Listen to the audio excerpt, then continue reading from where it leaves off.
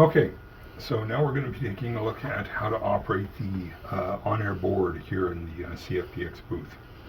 So the first thing we'll go through is that each channel here has a volume slider. Basically, the higher that slider is, the louder everything's going to be when it goes over the air. And down at the bottom, we've got our on and off switches. So the red button is on, yellow button is off. You can see that labeled right here on the board to remind you. So remember, red is on, yellow is off. At the bottom of each channel, and also at the top of each channel, you'll see what each channel controls. So the first channel here, which we call the local mic, controls this microphone right here. These two are your guest mics. Guest mic 1 and guest mic 2, they are over on the other side of the plexiglass. So that microphone over there on the left side is microphone 1, guest mic 1, and this microphone here on the right hand side is the guest microphone 2. Channels 4 and 5, turntable 1 and turntable 2, control the turntables, and they're underneath here. We're not going to look at those just yet, but that's where you're going to find the turntables, is underneath this this wooden platform. Channel 6, 7, and 8 control the CD players. CD1 is this CD here, the one on the top. CD2 is the one in the middle.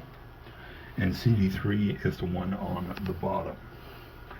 Channels 9 and 10 control your computer outputs. So this one is the PC output.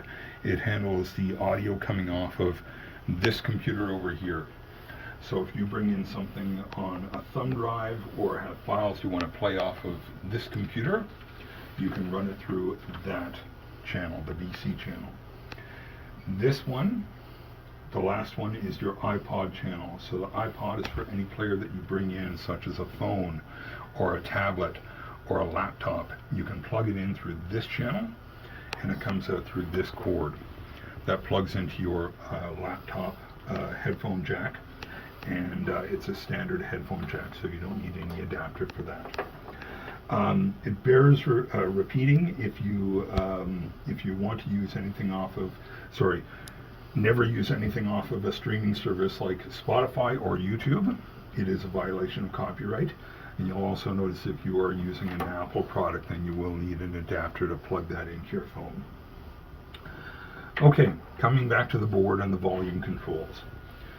You want to remember that when you want to watch your program VU meter up here, this is your program VU, and you'll see where it is right now is pretty much perfect. You see that the peaks here, sorry, they're all the way down right now, but you'll see that the peaks are around the 0 point and just going into the yellow. That's pretty much exactly where you want them. You want them around the 0 point on this meter. If the volume is up in here into plus 14 and plus 20, this is going to turn red. You never want that up in the red level. Everything's going to be distorted if the signal goes out over the air while it's red. So when you're putting something over the air, you want to use this gray bar as your baseline when you're putting something over the air. So put your volume slider there to start off, and then adjust up and down depending on where the VU meter is. If it's too loud, you bring it down nice and slow. If it's too soft, you slowly bring it up until it's around that 0 point. Okay, the blue knob on the board over here, the monitor's knob, controls the monitor speakers, which are up in the two corners here, the left and right hand corner. These two speakers right here. So turning this up allows me to hear what's going out over the air inside of the booth. So there you can hear the music going out over the air. But if I bring this volume up and then turn on a microphone, you notice that the monitor stopped working. So that's to prevent feedback from coming back over the mic. But now I can't hear what's going out over the air. So this is what you need your headphones for. So your headphones will plug into a jack that's right down here. See that jack right there? That is the jack that goes into the board, and you'll see you'll need a 1/4 inch adapter in order to run that in there. And that will plug into your headphones. Unfortunately, I didn't bring that up into the studio, but you can easily find out what that looks like out on the internet and when you do your sit-ins. You always need to wear your headphones when you are on the air and your microphone is on, so you can hear what's going out over the air. You'll hear the music and your speech going out over the air while that microphone, while you have your headphones on and your microphone is on. So last thing I'll show you is how the channels are triggered from the board. So the mics are all directly controlled from the board. Turning this on turns on this microphone. If I were to bring the volume up on this channel, everything I'd be saying would be going out over the air.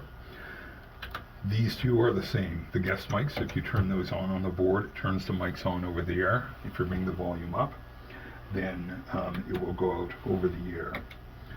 The CD players are directly controlled from the board as well. So if you want CD1 over here, if I hit the on button, CD3, if I hit the on button on CD3, you'll see it will immediately start, and hitting off will stop it. So that means you don't need to hit these buttons over here on the CD players. You just control it from the board. The turntables and the PC channels are a little bit different. The turntables, you have to bring them on and then bring the volume up and then hit play on your turntable in order to start them. And the iPod and computer channels are the same. You have to turn this on, bring the volume up, and then hit play on your iPod or your laptop to start it. Okay, that's your rundown of how to use the equipment in the on-air booth.